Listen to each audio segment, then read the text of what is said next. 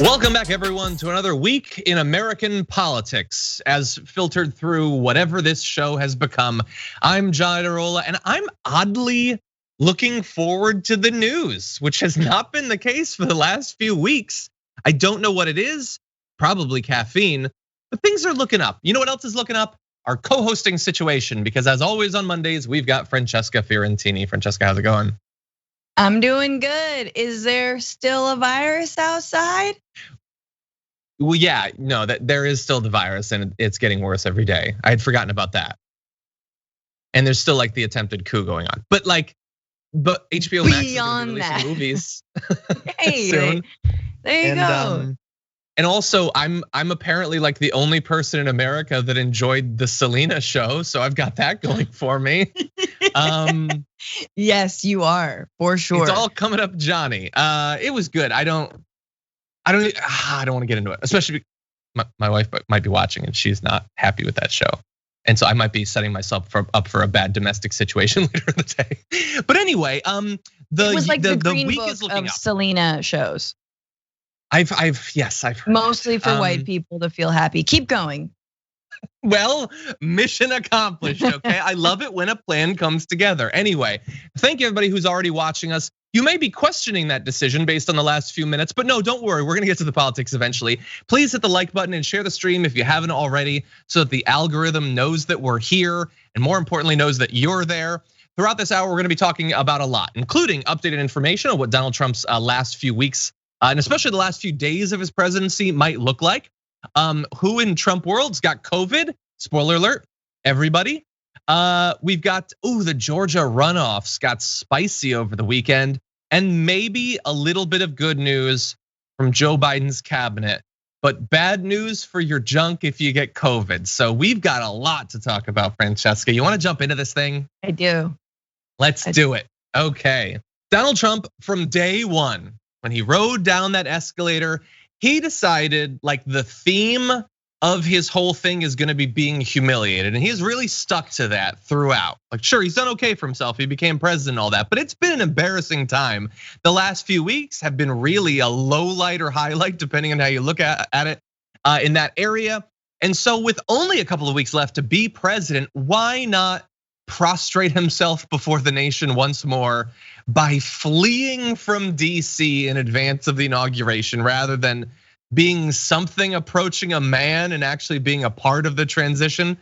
This is the scoop from Axios, which is, I get it, it is a scoop, but I love the Axios scoops that are basically just a confirmation of what everybody already knew was gonna happen. But anyway, President Trump is considering a made-for-TV grand finale, a White House departure on Marine One, and final Air Force One flight to Florida for a political rally opposite Joe Biden's inauguration. Sources familiar with the discussion tell Axios. The Trump talk could create a split-screen moment. The outgoing president addressing a roaring crowd in an airport hangar, while the incoming leader is sworn in before a socially distanced audience outside the Capitol. Socially distanced, but probably still gonna be bigger than his inauguration crowd. Anyway, we got a bit more, but Francesca, what do you think about this? That he's not gonna show up and he's going to try to counter program the new president.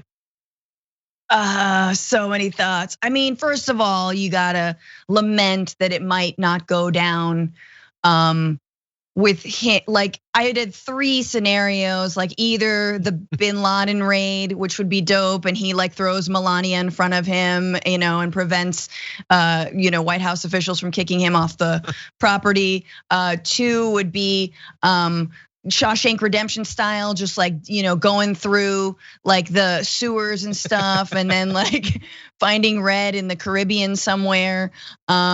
And 3 would be just like the father in Parasite, who hides out and switches on the lights for Joe Biden and just tries to send messages out to get a QAnon or whatever he's sending.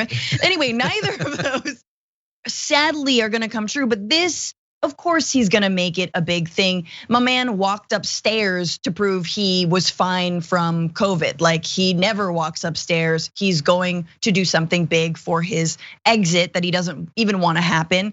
The real thing there, and I want to know what you think about this, is the word split screen moment. Now, you can only have a split screen moment if the media agrees to cover whatever you're trying to orchestrate here. And watch. I mean, God, I hope we've learned our lesson. And trust me, I want to see him walk away. But how much are mainstream news outlets going to be just, having Trump withdrawals and wanting to follow him after he's gone and during and fall into his plan? That's a good question. I feel like in the campaign, I feel like they did better. Yeah. With some of the stuff about the just endless broadcasting. But it is possible that they did better because the threat was on. But if the threat's kind of not on, at least not the immediate threat, that fascism lingering and simmering in the background of American politics, ready to burp up someone to come back in 2024, that's still there. Then yeah, maybe. And sure, it's gonna be the inauguration, so it's not like they don't have stuff to cover, but it's not gonna be a big crowds and parties type inauguration. And Biden is probably not gonna be a particularly exciting first day president. There's all sorts of stuff he could do on his first day, but is he gonna actually do it? So yeah, I share that concern as well. Yeah, it doesn't have to be a split screen. No. You don't have to actually show that. As much as, look, I love seeing the moment when hundreds of people give each other COVID as much as the next guy, but you don't have to actually show it live. Those people know what they're getting when they go to that thing. I mean, imagine what? We're gonna be, this is 2 months in the future. We're gonna be maybe past, at that point, the peak of the worst point of COVID in this entire thing, because we're not there yet. That's coming. Crowding into a freezing airplane hangar to expose yourself to COVID, to see a guy who's not even president anymore. What a sad way to spend your winter. Anyway, final thoughts? No, I will just say that anything's gonna be better than 2017. And watching Melania and Trump roll up to the White House, the Obamas have to be cordial to them. Melania handing Michelle a Tiffany's box and being like, here's a gift for your outgoing home, your home cooling.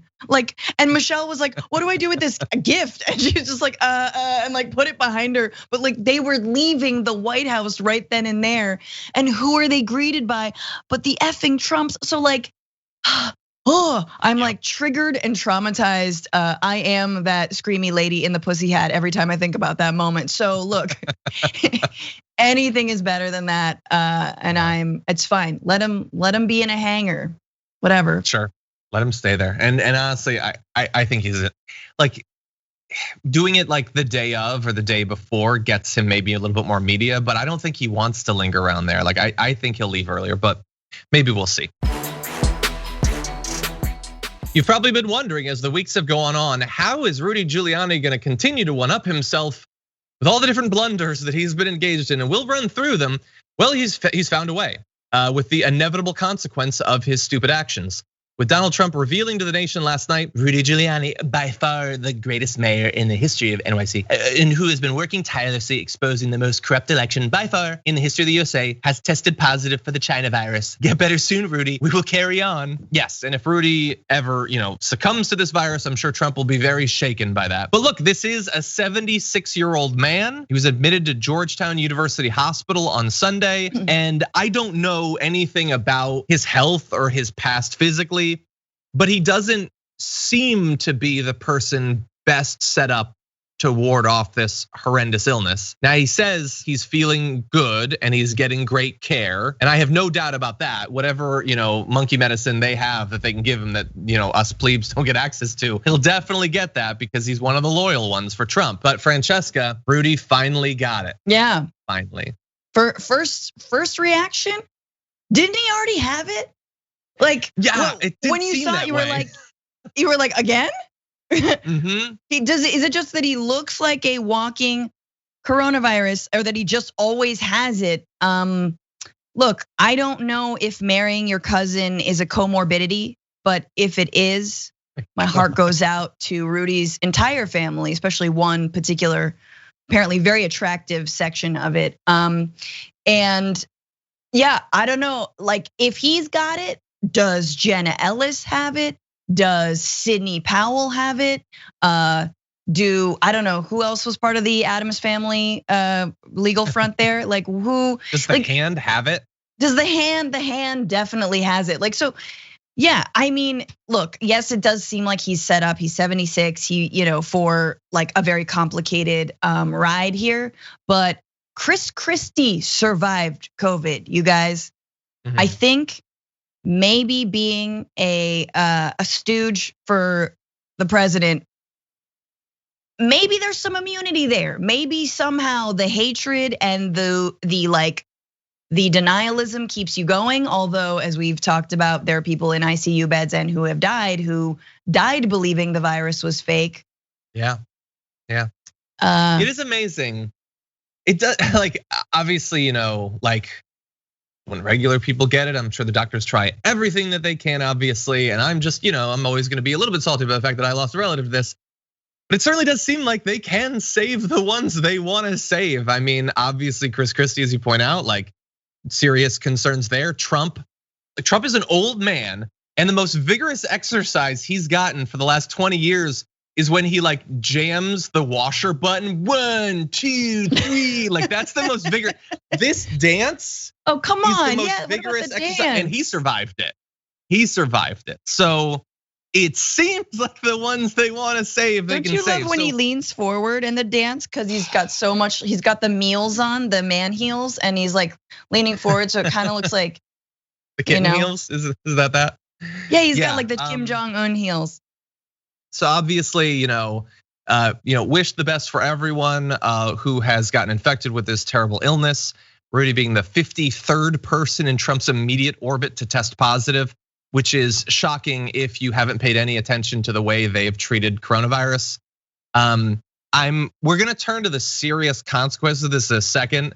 But in addition to Francesca getting in her licks against him, I just want to read one tweet from Jeremy Newberger, who said, "I guess Rudy Giuliani can win a case of COVID." That's kind of funny.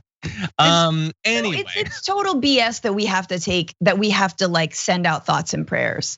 Although actually thoughts and prayers never work. So yeah, all the thoughts, all the prayers, buddy. Yeah. Let me thinking about you. Let me send you a little teddy bear instead of doing anything to stop the virus at all. No, I just think look, yes, these are the harbingers of the end of America, essentially. Like they're the ones, we're talking about 14 million cases in total since the beginning. That's just in the US. Like the amount that we're still gonna be suffering. I keep coming back to this. This is my like latest thing with COVID is like just how much the private insurance industry is going to clean up in the wake of all this. Long-term, because of the long-term side effects that I know we're gonna talk about a little bit later.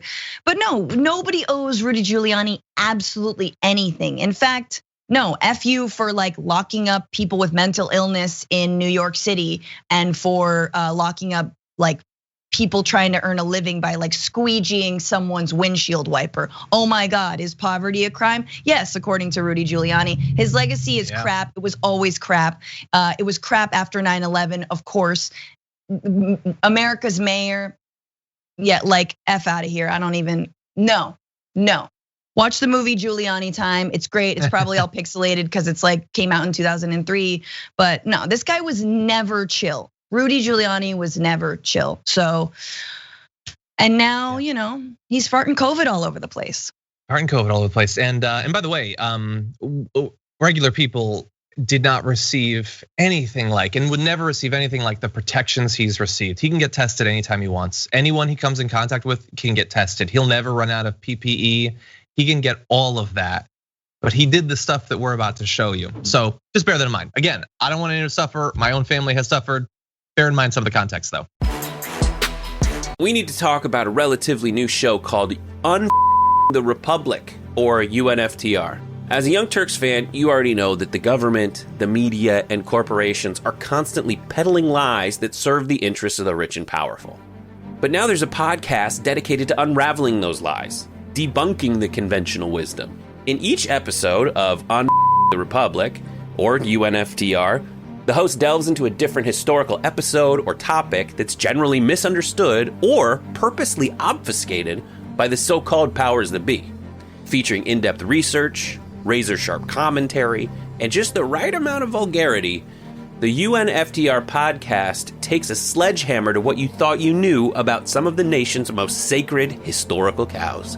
But don't just take my word for it. The New York Times described UNFTR as consistently compelling and educational, aiming to challenge conventional wisdom and upend the historical narratives that were taught in school. For as the great philosopher Yoda once put it, "You must unlearn what you have learned." And that's true whether you're in Jedi training or you're uprooting and exposing all the propaganda and disinformation you've been fed over the course of your lifetime. So search for UNFTR in your podcast app today and get ready to get informed, angered, and entertained all at the same time.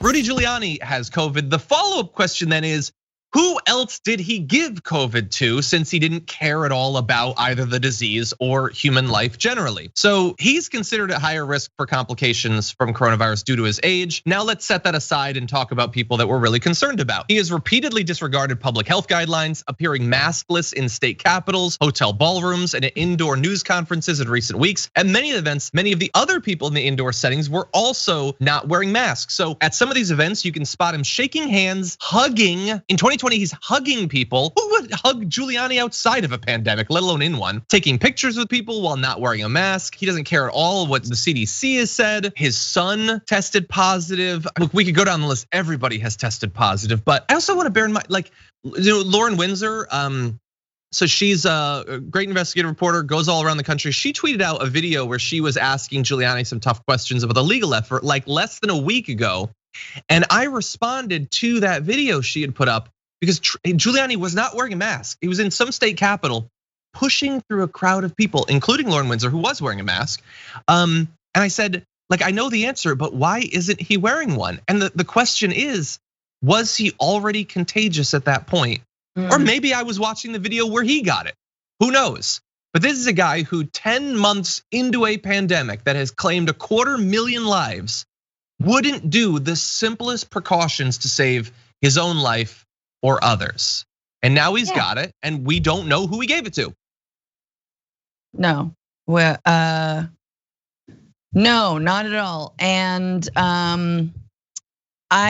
he had a tweet also, I think, that like something about bestiality. Am I making this up? That Rudy Giuliani said that like anyone who's gotten the China flu might have had sex with animals. Is he trying to tell us something? Is his next wife going to be a sheep? Like, is that what's gonna happen? First it was a cousin, now it's a sheep.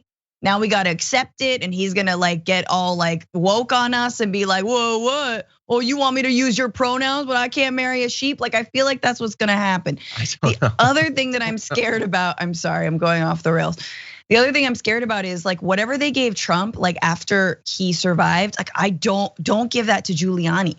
You know what? Because weaponized Giuliani. Anyway, but I will just say also, we know he drinks a lot. And that's just, I'm not like, look, he might have a problem. Alcoholism is real. But my man drinks a lot. Also, if you've seen the Borat movie, the second Borat movie, that was during the pandemic. And he's getting incredibly close to this woman who he has no idea, A, how old she is or how old she supposedly is. But also that like, he's touching her. He's like, fumbling with his pants, trying to get his microphone off, etc. But again, this was all under COVID, and he's getting incredibly close to this person. Yeah. So he's not just a creep, but he's a viral creep. Yeah, and I would say, look, he's already fairly weaponized. Note to the director, if you could get the second video ready to go, we'll go to it in a second. First of all, we all know this dude has a massive gas problem, which has become a chemical weapon, because we know that there's concerns about COVID being spread through farts. So Jenna Ellis, who we're gonna talk about in a sec, probably wants to be careful. But also, he's even like testing the weapon on himself. So take a look at this recent video. Stop it.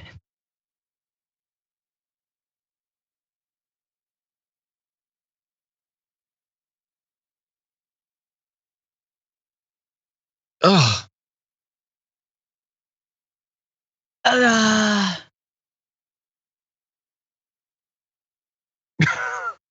I think we're good. Yeah, so when you fold it, that's not the right way. I mean, you'd assume an old man would have gotten what the purpose of folding a handkerchief is, but he just snotted on it and then rubbed it all over his mouth, and then for good measure gave himself a nice pass over his shiny forehead. This is like, don't surround yourself with people like this during a pandemic. Like, even if this wasn't a pandemic, that's still pretty gross and dangerous. Yeah, he's the squeegee guy. Lock him up, man. Put him away. Exactly. For doing whatever he's doing with his head. Yeah, he was just missing like the ear thing, like the old man ear. So it's like snot, mouth, forehead, earwax. He's almost there. Got to get the 4. Yeah, now, people in the chat, as we've been talking about this Giuliani story, have brought up the fact that he did fart, but he also farted right next to Jenna Ellis, another lawyer who's working for Donald Trump. So obviously there should be a lot of concern for Jenna Ellis, not just for the damage that might have been done to her lungs by the farts, which are almost certainly noxious, but the fact that she might have been exposed as well. They're apparently not confirming whether she is going to quarantine. She's been recently exposed to someone who has COVID. But anyway, she also popped up in an interesting way with someone just recently left from TYT. Emma Vigeland had tweeted, the last few months for Rudy Giuliani. Gets caught allegedly undoing his pants in a Borat movie. Hosts an election fraud presser at Four Seasons Total Landscaping. Sweats so much his hair dye melts. Audibly farts in a hearing and now tests positive for COVID-19. An icon, which Jenna Ellis responded to saying, imagine being such a worm that you'd actually tweet this. The left's glee over the mayor's COVID diagnosis is evil and despicable. So Emma Vigeland confirmed evil and despicable there. Yes, I mean, that's a badge of honor, dude. That is like next level unlocked. Yeah, you got Jenna Ellis, who really, let's be honest, should be focused on other things. Like their cases, how many more do we have? Georgia's certifying the election today. I guess we're still paying Jenna Ellis. There was something to the tune of like she's already made like $200,000 since October or something. I don't know the exact figure, but it's a lot. It's a lot, and like for what? She claimed the other day she like changed the password on one of the Trump pressers so that all the media had to type in MAGA 2020 or some crap like that. Like, okay, good job, Jenna. Like, Jenna got us. Jenna, who by the way does not have the experience and who is a raging homophobe, transphobe, racist, like straight up. Her history is bad, so we should not feel bad about this woman. They're scraping the barrel here. You got Sidney Powell, just wannabe Carol Baskin, and Jenna Ellis, and now Rudy. And yes, we should relish in this. Yes, my phone dropped. Yeah, and look. If you're gonna go around judging people, the way people are behaving during this pandemic based on all that's what's happening, like you've got 3 variables in this: Jenna Ellis herself, and then Emma and Rudy Giuliani. Rudy Giuliani like tells people to take off their masks, doesn't wear his own, hugs people, farts near people. Like, I don't understand like this, but Jenna Ellis, remember, is like a very like she's a performative Christian. That's what she is on Twitter. Before she was known as a lawyer, she was a performative Trump-loving Christian or whatever. This is just so perfect for them. Rudy Giuliani not only risks his own life, which is sort of stupid and foolish and ignorant, but has definitely risked infecting and killing other people. But the true evil is the snarky tweet to these people, not the threat to people's lives. It's being kind of like funny online. That's what evil is.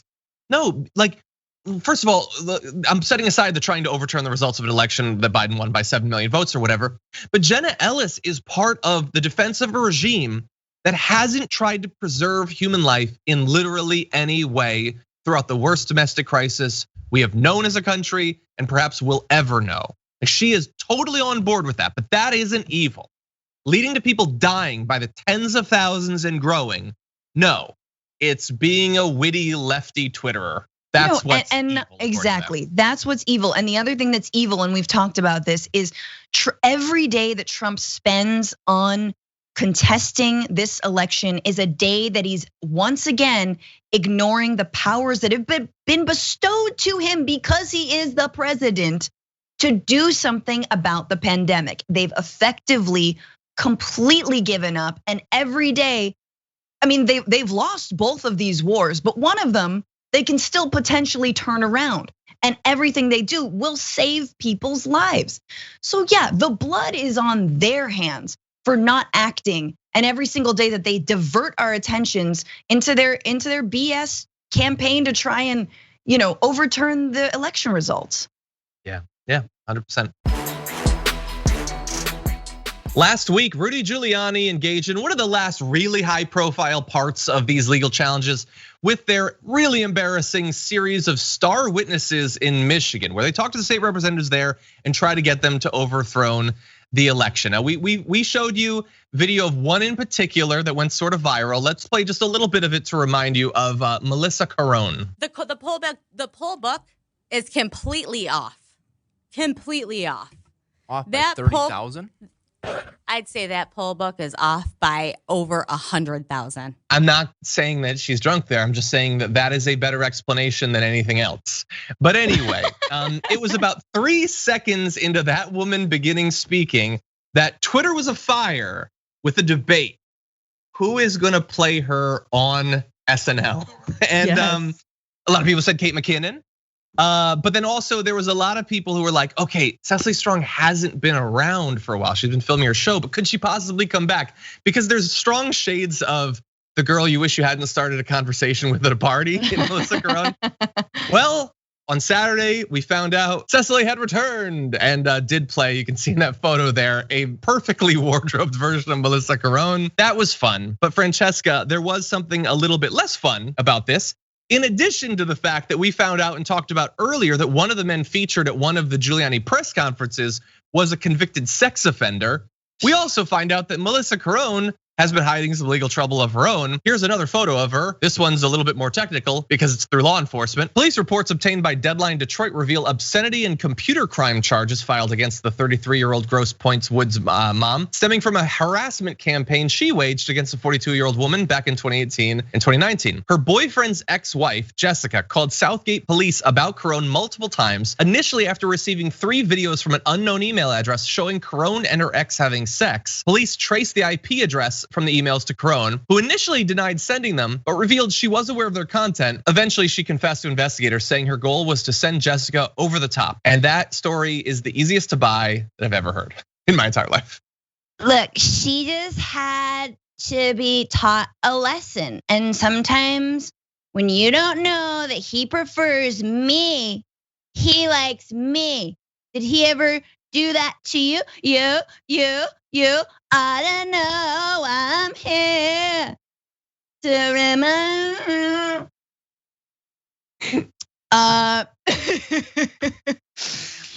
Yeah. She's definitely broken into song while yelling at a woman across the Chili's. Definitely. So look, like people have been through a lot of stuff. I don't begrudge them their own legal troubles or whatever, but my question would be, you've got the sex offender, you've got her with these sort of revenge porny type thing. I don't know exactly what it's gonna be, but it's basically revenge porn to try to destroy a relationship. This is all public information about both of those individuals. So the question then is, Rudy Giuliani and Jenna Ellis and the president's legal team, did they not Google any of their star witnesses? Or did they not care that they had multiple, apparently of various forms, sex offenders who are gonna be testifying for them amidst this nationwide Q thing, which is all about weeding out the sex offenders in society? They're putting them in the spotlight. Why? Are they stupid or do they not care? Or do they know that the people that they're trying to appeal to are stupid and won't care? The second part, that they know it doesn't matter at all. I don't know if this is revenge porn, but there's gotta be a name for it. Maybe people on the internet know, but when you send your partner's ex a video of you and your partner doing it, that's just like salt porn. That's just like being salty, isn't move that revenge on. Porn? Like that was supposed to be private, and now you're using it to hurt them in their next relationship. I feel like it's not with them. It's not with this. It's not with the ex. Like it's not with her. Revenge porn is sort of like holding something over someone, even though you're not in a relationship with them anymore. No, I mean it's a revenge porn about the ex-husband. Yeah, but with her and which anyway. Yeah, I guess. Anyway, we can debate we'll this. Let the judge debate it, but anyway. I really wish that we didn't have a president's legal team elevating people like this, but it did bring Cecily out of hiding, so that is a good thing. I've been waiting. She was for that. so good. I thought about you. One of my favorites.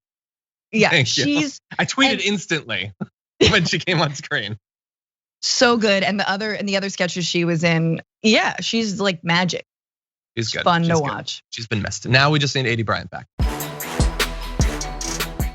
Other than Donald Trump trying to overthrow the whole American democracy thing, the most important political news, like raw politics, has got to be the runoff elections coming up in Georgia very soon. And in that area, we just had over the weekend a couple of debates. One of them even had both of the candidates at it, and that is Kelly Loeffler against Raphael Warnock.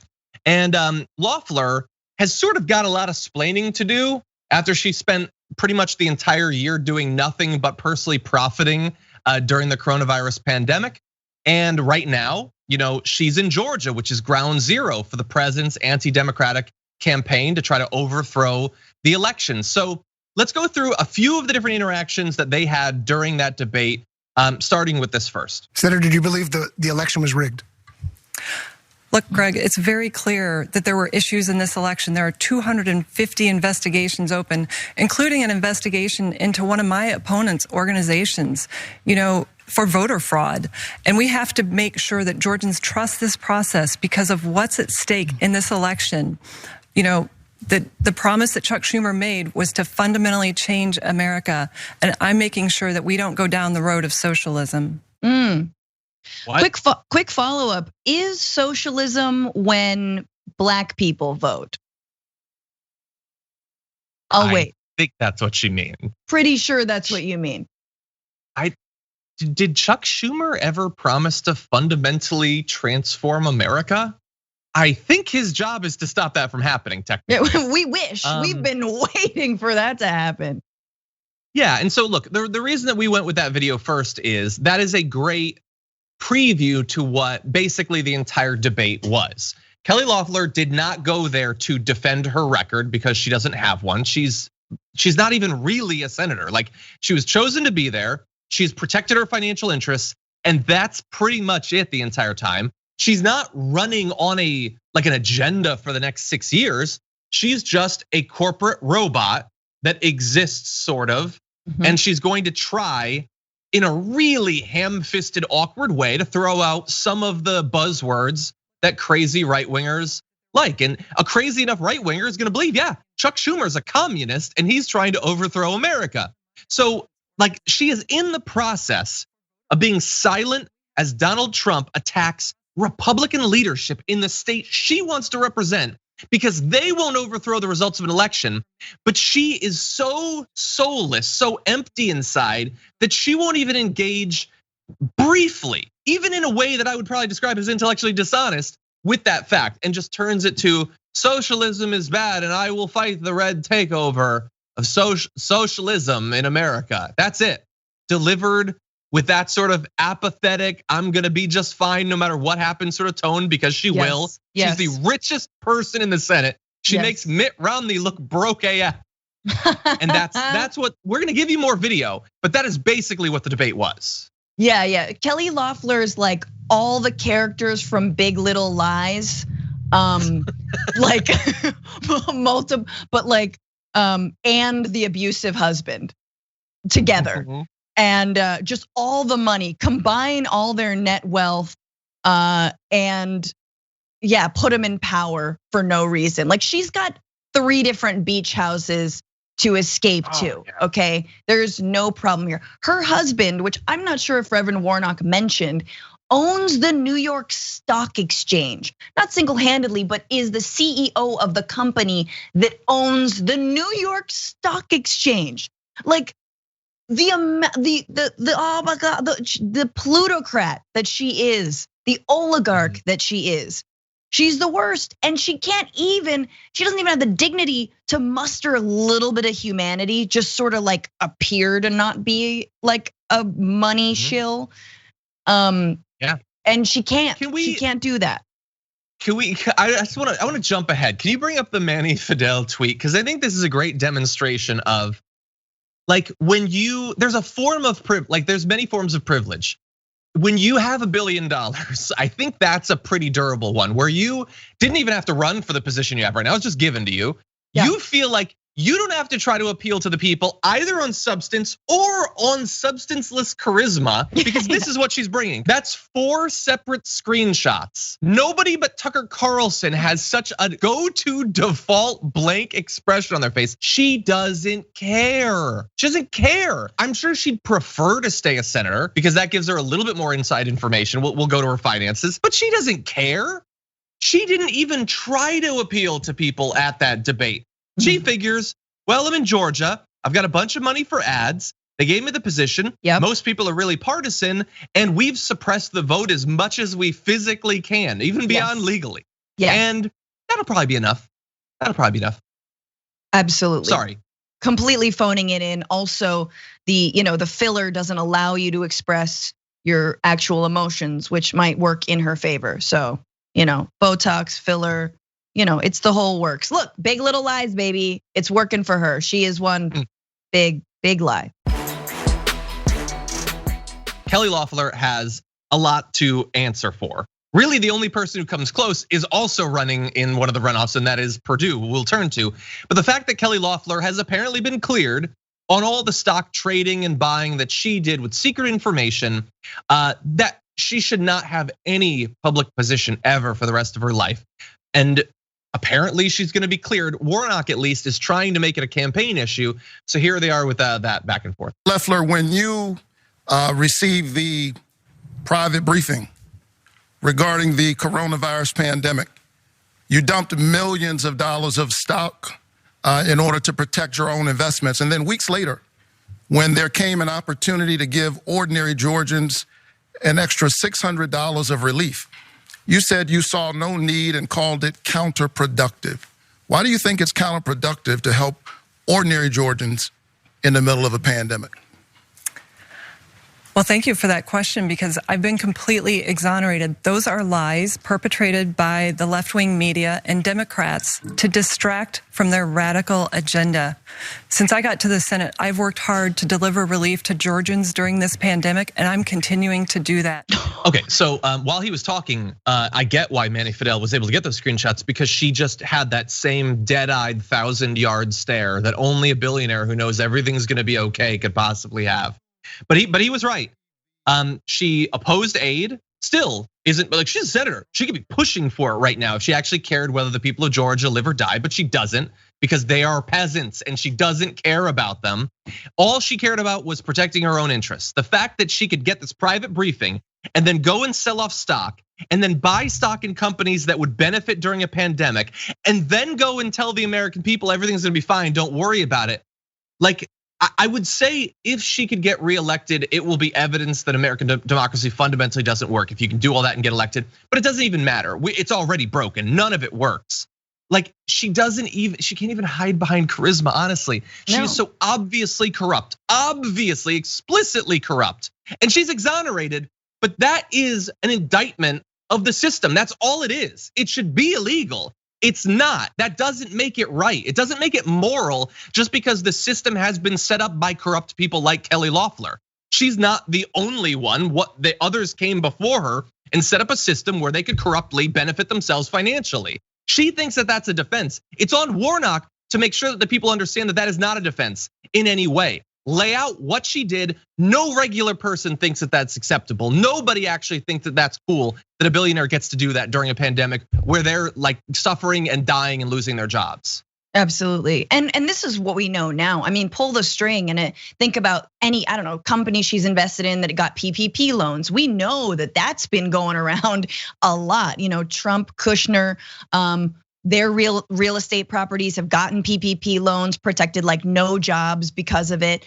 We're not done here. Like this, it's such an important example of the way the 1% does not care about whether we live or die at all. They physically and economically, they don't care. And so look, Loeffler man, she may win. She may very well win because like John mentioned, there are millions of dollars in ads that are streaming into, the only place that people are right now, which is their homes mostly. Yeah.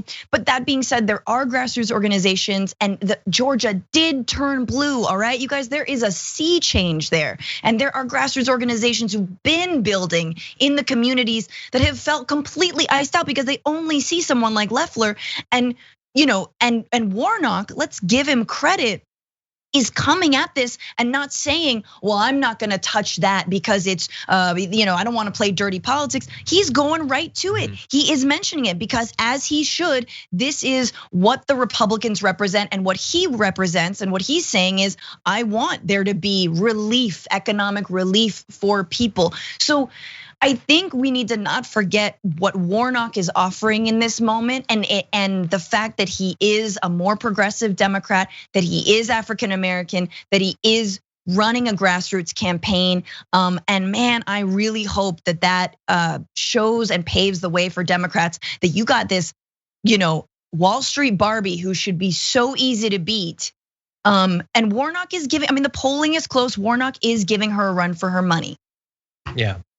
Yeah, and look, Warnock is not everything that we would obviously want in a candidate, but Kelly Loeffler is just, they took a sack, they filled it up with corruption and billions of dollars, and that's all it is. It's like, it should be the most obvious example, I think, in an election that I can remember, other than possibly Donald Trump, and he's been able to sort of hide behind this fake populism. I would love to show you like vigorous back and forth between the candidates in the other runoff election happening in Georgia, which is Jon Ossoff versus David Perdue. But unfortunately, David Perdue has come down with a case. Don't relax, it's not COVID. It's just being a big old weenie, being a big scared craven weenie. And so David Perdue, grown man, isn't at the debate. Why? Because he's scared. He'll come up with some other excuse. I'm sure, he's really busy. He was able to hang out with Donald Trump and possibly get infected by COVID from him. But he is just a weenie who is terrified of Jon Ossoff owning him the way he did in that video that went viral during their last debate. And so here's a nice little photo for you. The photo of Jon Ossoff gesturing at the podium is just amazing that they're having a debate for the Senate. This isn't like class president, you little weenie. You wanna be a senator and you won't even stand for like an hour and a half and explain why you should be given that position. Well, anyway, we do have one video from that. Let's play this last video from the Perdue debate. Republican David Perdue has served in the US Senate since 2015. Before his election, he sat on the board of 5 major corporations and co-founded Perdue Partners, a global trading company.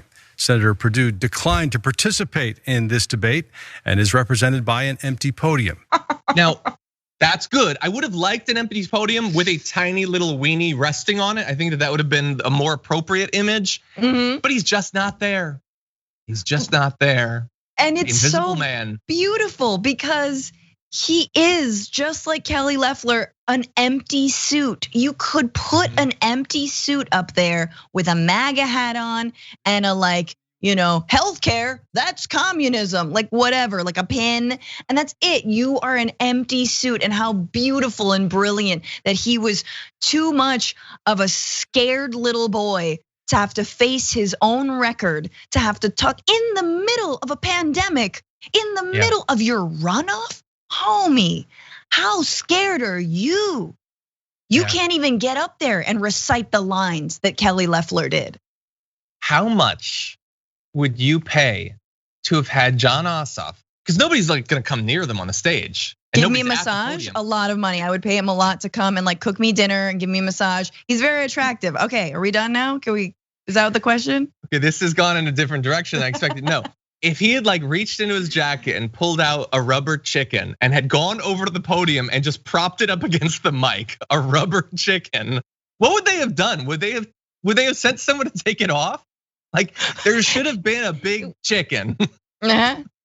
Which, or like he had a guy in a chicken suit come out and just stand there.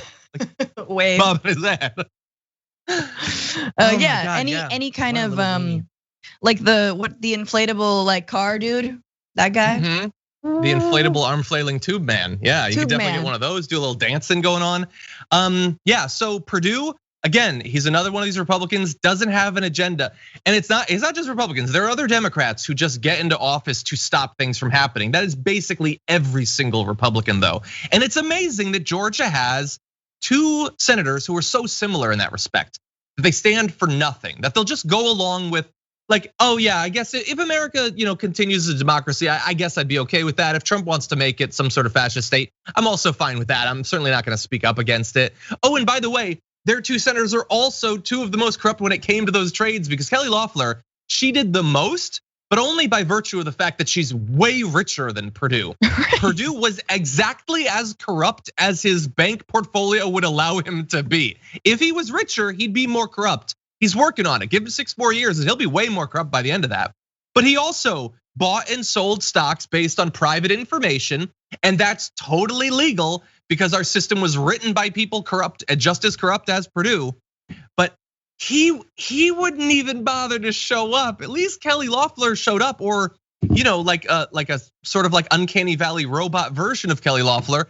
Perdue wouldn't even show up to receive his owning in person. Yeah, and like I said, I think no matter what happens in January, we need to consistently come back to this moment and these 2 senators. We should never forget them. And we should never forget the ways that they're trying to dupe the MAGA crowd, which believe in fake populism, even though they're not billionaires. They can't sell off stock. They've been duped. Right? They're part of a cult that says maybe they'll one day be rich enough to be a billionaire. No, you're not. You're not gonna be a billionaire. Sorry. And Warnock started talking about, Georgia hasn't expanded Medicaid under the ACA. A lot of red states have said, no, we don't want Medicaid. Well, guess how many millions of people that is prevented from getting health care. And now in the year of the pandemic. So let's never forget, because there are a lot of right wingers in Georgia. Maybe it's cultural issues, but we know now it is this fake populism that says, make America great again. And there's an economic message implicit in that. Well, guess what? These goons are not carrying that message forward. It's fake populism. Let's continue to expose that and continue to lay stuff on the table. Yeah, my hope is that both the Republicans will lose, and we won't know for sure exactly what reason there will be for that. Will it be sort of the big rubber chickens coming home to roost for Trump and Sidney Powell and Lynn Wood and all of them, telling them not to vote? Would it be the voters saying, okay, we're Americans, so we'll accept a lot of corruption, but come on, you gotta hide it a little bit better than this? I don't know. Right. I don't know, but I really hope so, because our elected representatives already know that they're not gonna face any legal consequences for doing the sorts of things that both Loeffler and Perdue got caught doing. But they need to understand that there's at least a potential for electoral consequences. And to throw just a little bit more stakes onto it. So we have these 2 people who basically represent Wall Street above all else. Just do whatever benefits rich people and stocks and all of that. So there was a bit of news in Bloomberg Green over the weekend, and it was about water futures are gonna start being traded on the stock exchange like gold and oil and other commodities. Oh my so God. Water is now gonna be a thing that they're going to be like doing their like cool little back and forth little trades on. Access to be able to have water, which is like part cyberpunk corporations overall and part Mad Max Fury Road. Yes. I don't know which apocalypse we're going towards, but this is the way we're moving. And I'm not saying that Ossoff and Warnock are gonna be like the, like anti-Wall Street warriors that are gonna take down this whole thing. But they're at least hopefully gonna be a little bit more responsive to what their constituents actually want, which is probably not wealthy people getting away with murder. Mind you, some of the first people who are being considered to receive the vaccine are Wall Street traders, because they have to slime over one another when they're trading our water futures, literally and figuratively our water futures. And so they need to cough in each other's mouths when they scream that they want to rip us off even more and put our future in their little gambling unit. All of my money is in a mattress in my bed. Okay, that's all I gotta say. That's all I got. It's not smart. It's not smart, but it's there. No, it's stable though. Yeah, they say that they're essential workers. Like, I don't know if there's anything less essential than rich people pushing money back and forth between each other that has nothing to do with a product or service. Like the people who have decided that Tesla is worth $500 billion are not essential. They live in a fantasy land. It's not as cool as the one that I live on, with my friends where there's orcs and stuff and elves, but they live in a fantasy land. They just have control of everything. Not essential. They can wait at the back of the line like me and you. We have been very critical of any number of Biden cabinet picks, and get ready because there's gonna be a lot more of that. But there is one that maybe is not as bad as it could be. So the New York Times reported just on Sunday that Biden is nominating former Congressman and current California Attorney General Xavier Becerra to run Health and Human Services. So why is that important? Well, that's important because in the past, at least, Becerra had some pretty progressive things to say about where health insurance and healthcare should go in the future. As recently as 2017, he said, "I've been a supporter of Medicare for all for the 24 years that I was in Congress." And he said he would fight to create such a system in California where it was considered in the legislature. An outspoken advocate of improved healthcare service, he said in 2017 that he would absolutely support Medicare for all. A source familiar with the selection said Mr. Becerra would support the president-elect's call for strengthening and preserving the ACA and would not be pushing Medicare for all while in office. So that's the sad part. So the sad part is apparently Becerra is gonna be backing off those previous positions, but Becerra has been supportive of it in the past. So if we put enough pressure, and I mean us, but I also mean like progressives in the Senate and in the House, if it starts to build momentum, as is possible, you at least will have someone in that position that is not going to be a last roadblock to actually implementing. This is someone who maybe if things start to shift could be a part of that pressure in the future. I don't know, maybe I'm getting too optimistic, Francesca. No, I mean, I think this is a really awesome appointment. I think it was stemmed from the fact that there weren't enough Latinos in the administration, which is great that was part of the calculation. And might have meant that we got someone like Becerra over somebody else, right? And maybe. The only thing that I'm a little sad about is that like potentially moving from like Medicare for all might happen on a state level first, and especially in a state like California, which does have the resources, or in New York, which they are considering. They have something called the New York Health Act, which they are going to be discussing in the legislature. So I'm a little sad on that end, but he's also, he's AG in California and he's not in the legislature in California. So it is really good. He's someone who's fought for reproductive rights here in California. He has, he's sued Trump 100 times.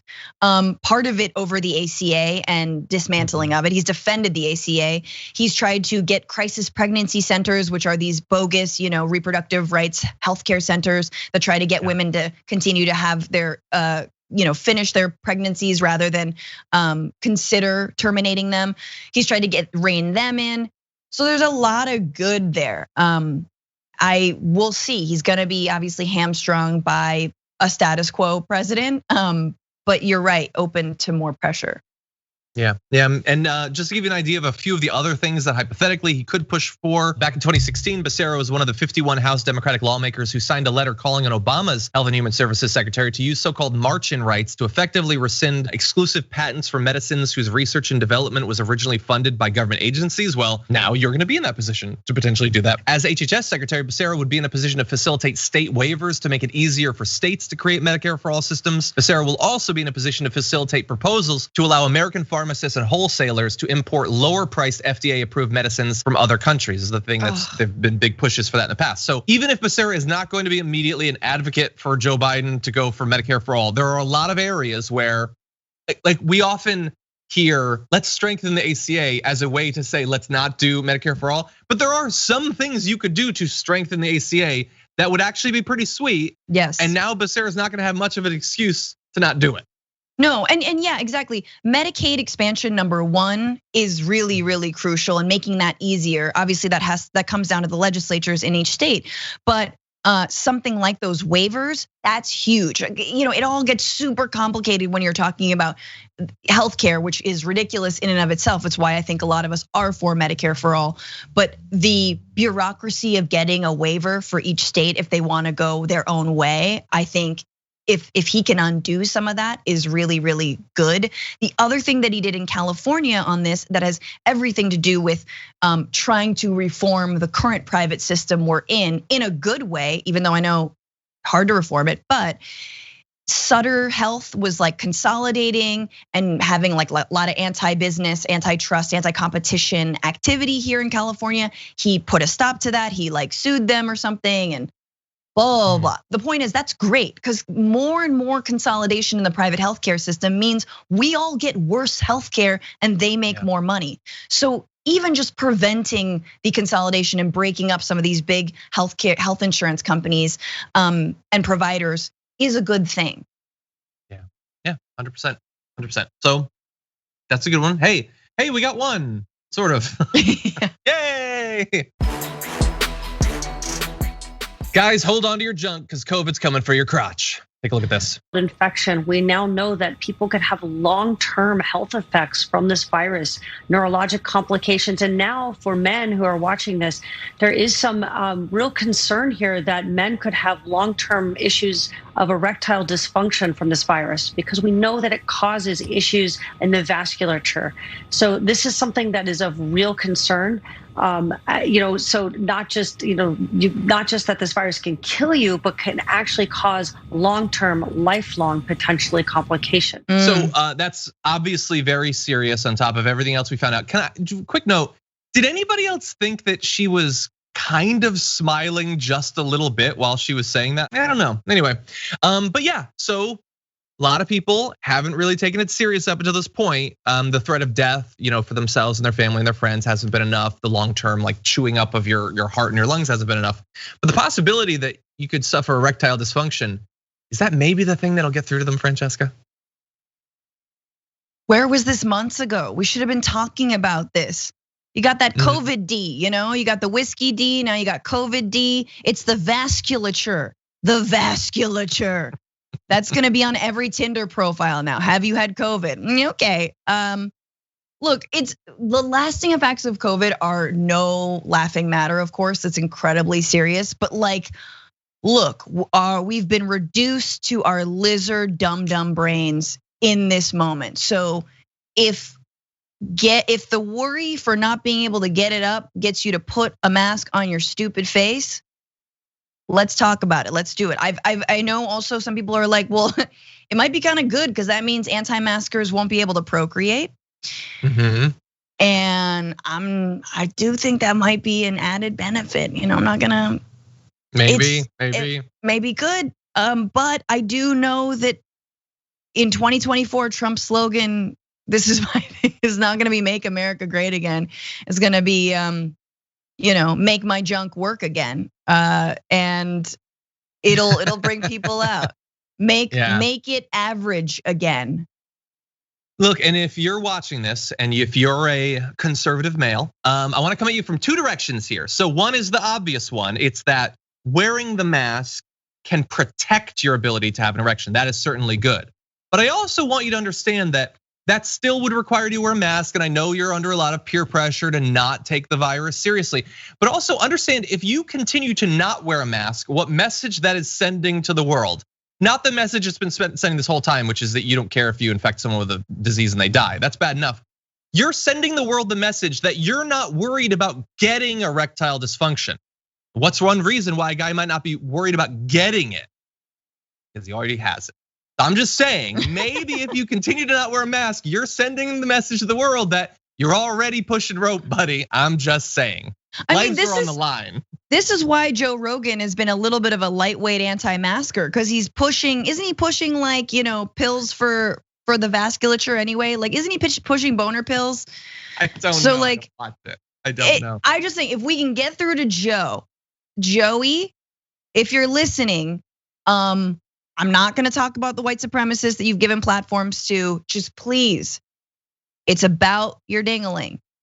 Put a mask on your face. It's not manly because it actually will literally emasculate you if you don't put a mask on. So in fact, the entire opposite of what you and other people have portrayed mask wearing as, which is, I'm not gonna get sick. Yeah. And I want to make sure, just in case, I'm not a mind reader. I'm looking at the chat and YouTube and Twitch. I don't know for sure this is what they're thinking, but I want to get out in front of it. I do not want you to now begin thinking about people like Donald Trump and Rudy Giuliani and thinking about the fact that they're potentially going to suffer this, that Donald Trump is going to go from years and years of sex being accompanied by a fear that he's never actually going to satisfy a woman to now being able to not even physically satisfy in the first place. Don't think about that. This is a personal tragedy, and I don't want you to have any schadenfreude. By the way, can I also mention one thing? So that doctor that you saw there has been the progenitor of a million articles about this. This is a thing that now people are talking about, including on our show. But to be fair, I think this was from July. There's an article, I want to give you one of their conclusions. This is from a scientific article. Despite being a trivial matter for patients in intensive care units, erectile dysfunction is a likely consequence of COVID-19 for survivors. That was in a journal back in July. And it didn't get coverage then. It was only once one of the people went on TV that suddenly we're talking about it. But this is not a new thing. There was concern about that before. And again, this is like one of the least serious consequences of all. We're talking about mental health problems that have been linked long-term to COVID, as well as problems with your lungs, problems with your arteries, problems with your heart. There's lots of reasons to wear a mask. Now we've just got an additional one for you. I'm just scared because if incels weren't bad enough now, think about what they're gonna be like when they are dealing with COVID consequences, can't get it up. I'm scared. I'm just scared for this country. The Cove cells. I'm worried about them. Incel 19. Anyway, okay, so this is for today. This is our last bit of just please take this seriously. We tried in advance of Thanksgiving. Clearly the damage report wasn't successful, but now we got Christmas coming up. Just please take it seriously. Please. For your sake, if not for anything else. Okay, now, thank you, Francesca, for joining me for that. I want a mask that says "for your dick's sake." For dick's sake. For dick's sake, take it seriously. Thank you for having me, as always. Thank you. What was going on this weekend on the Bitchwation Room?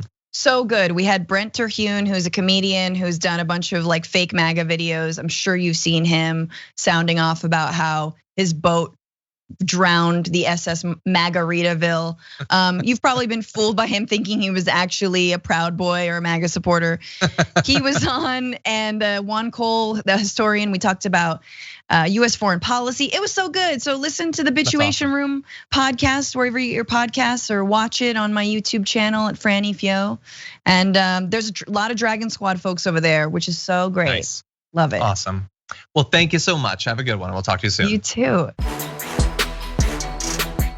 We don't know exactly when Donald Trump is going to accept reality when it comes to the presidential election, but we do know that behind the scenes, both Donald and the rest of his family, that whole, sort of inner circle, are planning ahead for their next steps. And joining us now to give us an idea of what forms those next steps might come in is Washington correspondent for Business Insider and the author of Piety and Power, Mike Pence and the Taking of the White House, Tom LoBianco. Welcome to the Damage Report. John, thanks for having me on. Very glad to have you here. Enjoyed your article on Business Insider, which is about what this whole squad is going to be doing. So I know there's been multiple sources and they don't always agree, but what is an idea of some of what the planning that's happening right now? Yeah, I think I got started on this in a discussion with a former Trump 2016 campaign advisor, and he made a really interesting point. This was about a week or so ago. He said, look, if you look at where the family is going, and generally speaking, of course, we refer to the Trump family as like the oldest children, the ones with the most political ambitions. Although I guess you could throw Tiffany Trump in the mix too. She's been showing up more she had been showing up more on the campaign trail.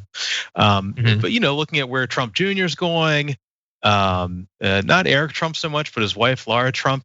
And what you see is what I started to pick up on, and some other folks have noticed, is that they're really hitting like every corner of the conservative Republican ecosphere right now.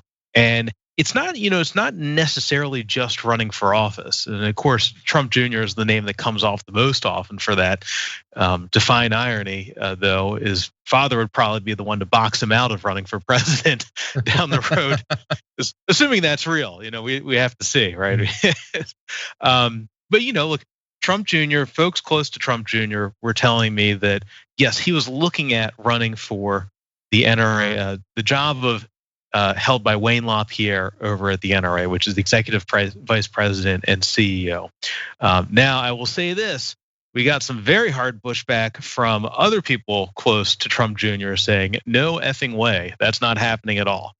Trump Jr. himself also tweeted in response to the story and said, nope, not doing that. Definitely don't want to do that. I talked with a few of my original sources on that. They tend to view that as, Trump Jr. was trying to position himself for this. Maybe it got exploded when it came out in public, so now it's not as going to be very successful anymore. But generally speaking, what I think you're seeing is the Trump family writ large trying to sink its claws into power right now. And frankly, there's a lot of people on the right who've been waiting for them to leave, so that it's not a guarantee. Yeah, so really fast, I know we don't know for sure with Trump Jr., but did the initial sources explain why he was interested in that position? Yeah, a lot of the same calculations that you see from the other kind of prospective 2024 candidates in the Republican field. It's, how do you, one, not fight against Trump, seeing as how he is still the dominant force on the right now. Two, how do you find yourself a good perch so you stay in the public eye? For him, of course, he wants to be in the big political battle going forward. And there's only so many books you can write that'll keep you out there. I guess you could pump out a book a month. I don't know. I've never done that. I don't know how to do that. No, me neither. So he's like the main kid is Don Jr. What about Ivanka? Are she and Jared just expecting to be able to reestablish themselves as New York area elites, like the same social circles, or do they have a particular plan too? Yeah, I think that one's kind of that idea had more or less was deep sixed by the entire Trump administration. So I don't hear that they're going to be able to do that again. There's been some reports out there that they're going to go back to New Jersey, maybe move back to Trump's golf course there, live at a quote unquote cottage on the grounds. I'm sure it's not actually a cottage. It's something probably nicer than that. One thing that we reported about back in October and we've been keeping close tabs on is this Trump media effort. You hear from various parts of Trump world that they're looking at creating some sort of either a competitor to Fox News or something in the lane of like The Blaze and Newsmax and sort of like an online outlet. And for Jared Kushner in particular, that was a discussion leading up to the election. Now, how realistic is that? Don't know. What I do hear from Trump advisors is that looking at Jared and Ivanka, they tend to be the more cautious, the more strategic of the family members. So they would be more inclined to kind of hang back. So where Trump Jr. might go out in front and try to stay in the public eye more often, they're more inclined to kind of hang back, see where the chips fall, and then make a move. And that could be years from now. It's still hard to tell. And I thought I had heard some sort of rumor about possibly Don Jr. or maybe Kimberly Guilfoyle trying to sort of take over the RNC. Yes, that's right. So we reported that back in August, I think, right after the the convention, the pseudo convention that they had, and back then, look, a lot of Trump world was talking up Kimberly Guilfoyle, his girlfriend, as RNC chair. Now that was if Trump won. Obviously that changed. But the funny thing is, if you look at it, it didn't really change that much because the idea was that Trump would still get to pick whoever is going to run the Republican Party machinery. And that's an important thing because that is the group, the RNC, which determines how the nomination goes. So, I mean, that's effectively who picks the next nominee for president for their party. So it didn't change an awful lot from Guilfoyle, though, because you remember Trump himself, probably like 3 or 4 weeks ago, endorsed Ronna McDaniel to stay on as the RNC chair. And it looks like that's going to happen, but I'll tell you, there have been a lot of people very frustrated by that on the right because it looks like a guy who's possibly running for president in 24 trying to hold the nomination machinery, which is a little frustrating for them, frankly. Well, yeah, that's interesting. So let's focus then on 2024. So we've sort of alluded to the fact that some of what his kids might want to do, especially if they have political ambitions like Don Jr., might be thrown off by if Donald himself chooses to run. But some of the recent stories I've read imply that we might not have to wait a couple of years to find out about that. That whatever announcing now means that Donald himself might announce like in 3 weeks or 4 weeks or something like that. Yeah, he, it's possible he could do this from Mar-a-Lago, as while he skips the presidential inauguration of Joe Biden as the 46th president. That's been talked about. What I've heard from his advisors is that they want him out there and they want him controlling this space. But if you do anything official, that creates legal requirements, which limits his ability in terms of what he can do, at least in the ensuing 2 years from now. So I've been hearing a lot that they want them to hold back, don't file any official paperwork. It sounds like he does want to. Everyone I talk to says that he does want to do it. And I guess the other part of this too is that he would be 78 years old if he ran again in 24, and that's 78. In Donald Trump years as opposed to Joe Biden years. Okay, so I don't know if that's added mileage on there, but you do hear that from some Trump folks that okay, he might be too old for it, but make the announcement now, still control the ecosphere, and then potentially make an actual decision later. Yeah. Still very much in flux right now, frankly. Have you been hearing anything from people in the orbits of any of the other potential Republicans who might want to run? A Ted Cruz or maybe Paul Ryan reappears on the national political scene?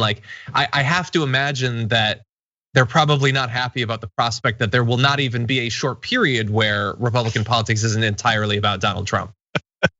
First, I've heard this when I talk with the campaign strategists, folks around some of these different prospective campaigns.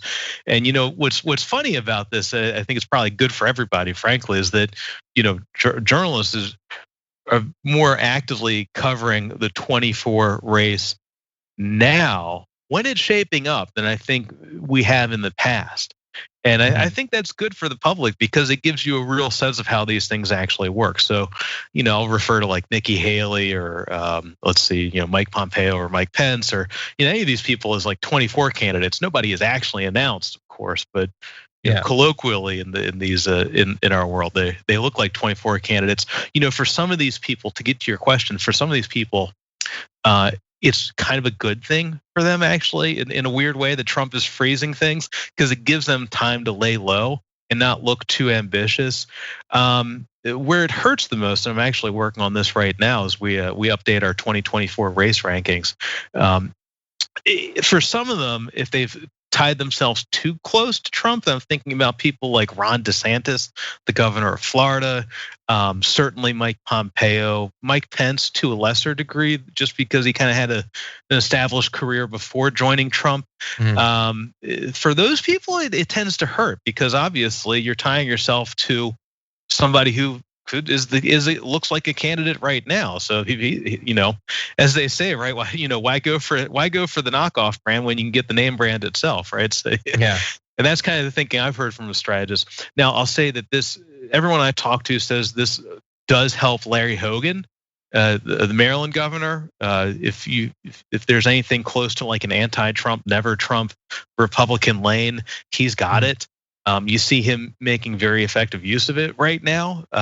He's been putting out these online ads. He had a rehash of his speech at the Ronald Reagan Foundation where he talked about trying to move the party forward past Trump.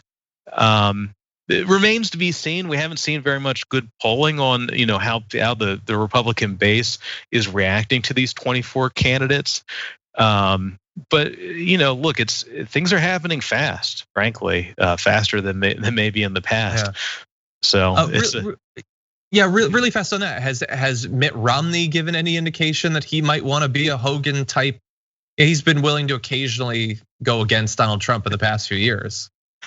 I'm not sure. I have not heard Mitt Romney's name come up with the folks that I talked to. I haven't heard Paul Ryan yet, although I think I need to check into that now. There's a guy who's certainly young enough and would occupy a lot of that sort of that establishment / moderate, whatever. I mean, it used to be conservative 10 years ago. I don't know if that counts as conservative anymore. Not in the current environment. I'm not sure that the definition has much to do with policy anymore, but okay, interesting. I mean, obviously, there's a lot of variables that we don't have a great read on just yet. But I appreciate you playing out some of the hypotheticals for me. And anybody watching this who wants more information about where various members of this group is going to go, you should go to Business Insider, and Tom's work is available there. Tom LoBianco, thank you so much for joining us. Really appreciate it. Awesome. Thank you, John.